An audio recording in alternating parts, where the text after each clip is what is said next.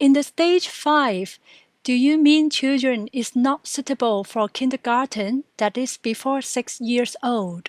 I did not mean that at all. I was not discussing the cognitive developmental stages. I'm discussing the emotional, psychological developmental stages. Having said that, kindergarten is more than a little school. It's an entry into a larger uh, arena of relationship. They begin in the kindergarten years to travel the difficult waters of learning how to make friends. And they have conflict, and they have disappointment, and they have joys and lovely experiences and all of that. There's so much to learn. So kindergarten can be all of those things. It's very much about relationship as well as learning little things, painting, drawing, reading a little bit, whatever it is. There is no universal, are children ready for kindergarten or not? That's the kind of thing that varies from child to child. Some children want to go there very, very early.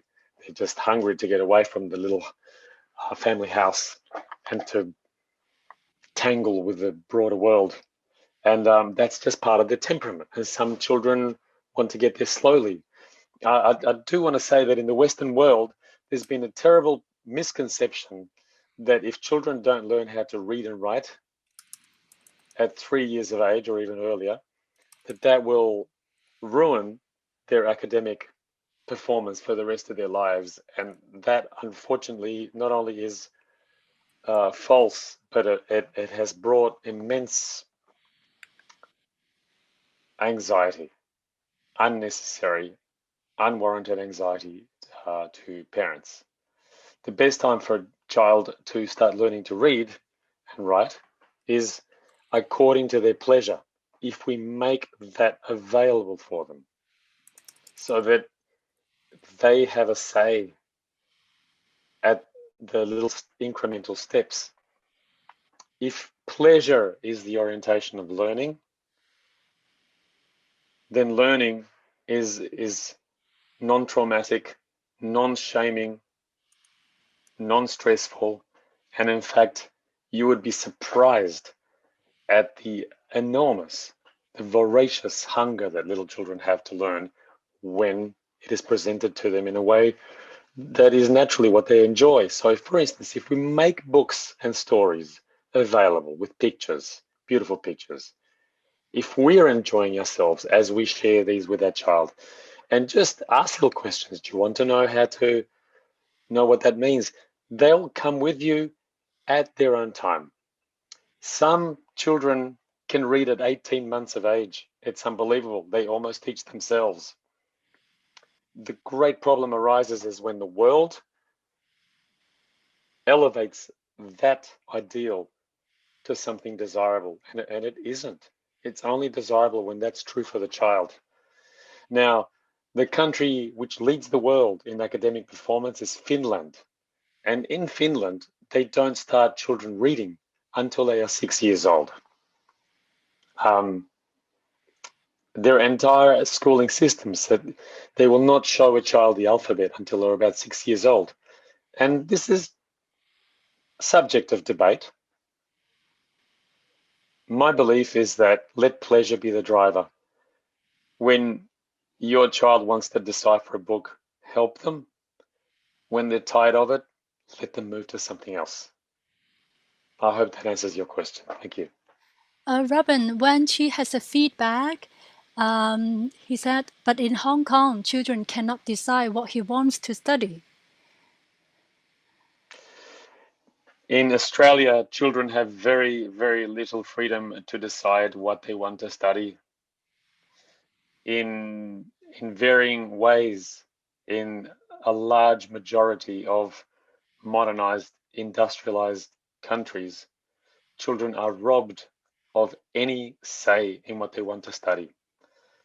I want to issue a warning. Never ever think that just because something is very common and normal, that it necessarily means that it's the good thing. We must allow for evolution. If a civilization does not evolve and adapt, that civilization is doomed to die. There is so much research that demonstrates the superior strength of the kind of education system that gives children a voice and that supports their passion as the main driving force of what they will learn and how. It doesn't mean that the teacher does not intervene. Far from it. There is still a lot of guidance, but children work in the classroom according to their passion, and it's been demonstrated time and time again, they're unstoppable. They give themselves homework and they retain things longer. They behave much better in the classroom. They pay more attention. They process information more deeply when learning includes their passion and it begins from their passion. And currently, our civilizations, for the most part, are afraid to trust that. But I have seen schooling systems all over the world, including in Hong Kong, and in China. It's a minority still, but it will grow inevitably because it works better. And there are entire countries, including the Nordic countries, especially Finland, where the entire schooling system is decentralized. And instead of top down, where the teacher says, this is what you will learn now, no matter what. And if you love it, you have to stop at 10 o'clock because we're pushing you out and you're doing something else. Countries like Finland don't do that anymore. And it's brought them to the top of the academic ladder in the world. So I think we just have to come to terms with, we're in a moment of change. We're beginning a great moment of change and adaptation. And even though we're trapped at the moment, most of us, that most of our children don't get the right to pursue what they love or to get to even know what they're passionate about in a school, we can help them. We can help them with that. Learning does not stop at the end of school at 3 o'clock. When learning is a joyful experience that can go all day. And it's a joyful experience when it's passion driven. In your question talks about a very difficult situation. I do understand that.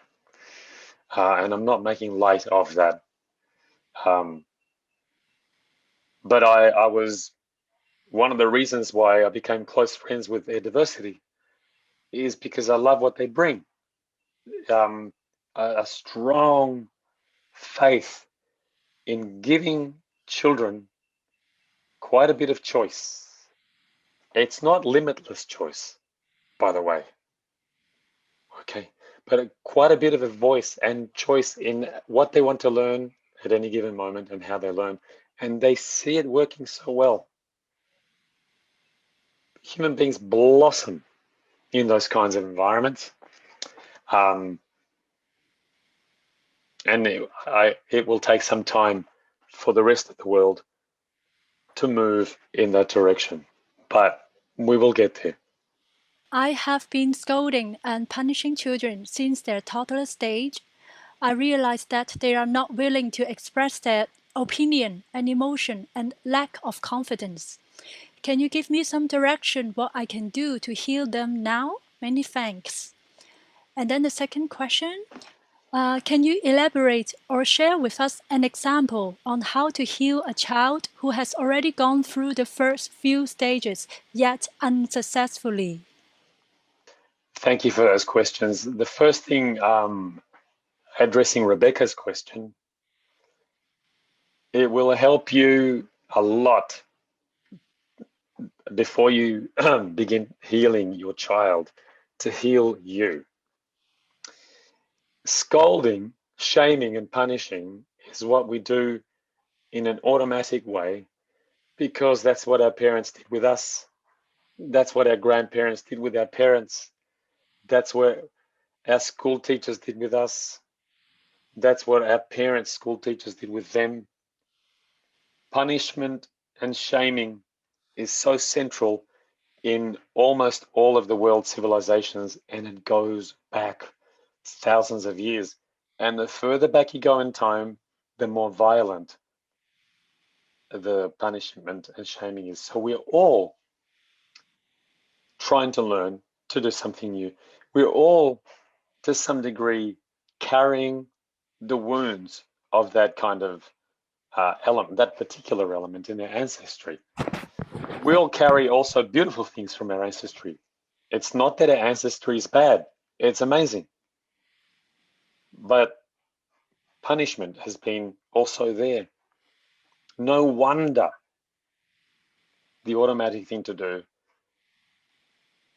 is what we've learned every day of our childhood, to punish our children. If we don't forgive ourselves for that, if we don't understand how wounded we are and give compassion to ourselves, it's hard to then make amends with our children. So start with you, Rebecca. Start with you. How did it make you feel when you were being scolded? How did it impact on you? Give that place in you some compassion. And then, as Sharon was saying, how do we heal our children? And I think the way you worded it, Sharon, is how do we heal a child that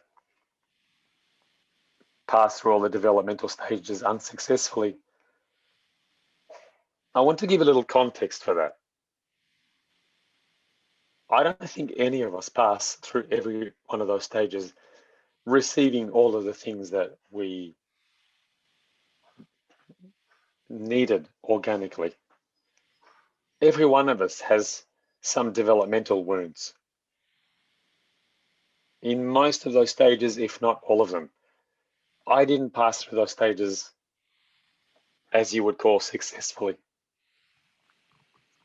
That doesn't make us broken people. It makes us people that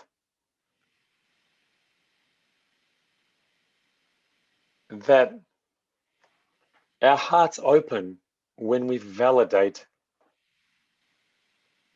the hurt that we feel.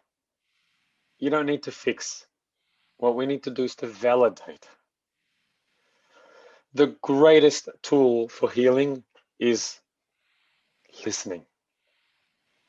What does listening mean? Listening is a lot more than just paying attention to information. Listening is not about data. Listening isn't your ears. Listening is your heart. Listening is your belly. Whenever our children share their emotion, we help them to grow by being quiet, not giving a lot of advice, but validating their emotion, asking them questions until we can understand why they feel something, and then saying, well, son, daughter, no wonder you feel this way. Validate the emotion. Careful, that doesn't mean validate the behavior. If somebody says, I want to hit my little sister, no. You're angry. Yes, I understand your anger. Hitting your little sister, no. Emotion is one thing. Behavior is another. Sometimes, please say no to behavior. Explain why. You want them to understand you, not just obey. Obedience is a setup for sabotage afterwards. You want them to understand you. But you can validate the emotion, and it makes a huge difference. A huge difference. All of us have these wounds from early childhood and adolescence, one way or another. Things happen. Our parents had their own childhoods. They did their best according to what they knew. Somebody got ill. Somebody died. There was trouble in the streets. There was somebody lost a job. We can't control that life wounds us. That's okay. We don't break necessarily when there is validation. Now, in terms of healing, I only have a couple of minutes. We could talk for days about what is healing to our children. That's why I'm saying the one most powerful, most important thing. Listen to their feelings. And if they say, Mum, I feel sad. Mum, I didn't like what happened yesterday. Mum, I didn't like the way you spoke to me. Begin by saying, I understand how you feel. It's okay that you feel that way. I understand how you feel. When a lot of shame has built up over time and our children get inhibited, so they're not telling us anything, that means that the process will just take a lot longer. That is no reason not to begin, even one little bit at a time. Don't forget, you're not the only person in your child's life. Sometimes healing takes 12 people, 4 people, other voices, other elders, other friends, other counselors, a group. Okay. We are all limited. Some things I could not help to heal my daughter, but other people could. It's important. Otherwise, you will feel too much weight on your shoulders. Okay. Thank you, Karen. Robin. Mm. There's a feedback from an anonymous attendee. I would like to know this feedback. It says, thanks for an interesting talk. I think it is unfair to blame women who don't breastfeed on the mental state of their children. Not all women want or can breastfeed, and they shouldn't be shamed for this. Yes, thank you. That's absolutely true. Absolutely true. And that's why I don't. I never do. And I never have, actually. I don't think anyone should. The worst thing you can do is to blame a parent, not just for not breastfeeding. There's 100 other things that parents can't do sometimes for 1,000 different reasons. I don't blame parents who strike their children. I don't blame parents who ignore their children's feelings. Blaming the parent just hurts the parent. I don't like being blamed either for the things that I didn't do very well for my daughter. And I can tell you, there's a lot of things that I didn't do well enough for my daughter. Many. When I get triggered, I don't live up to the things that I wrote in my very own book. I tell people all over the world that.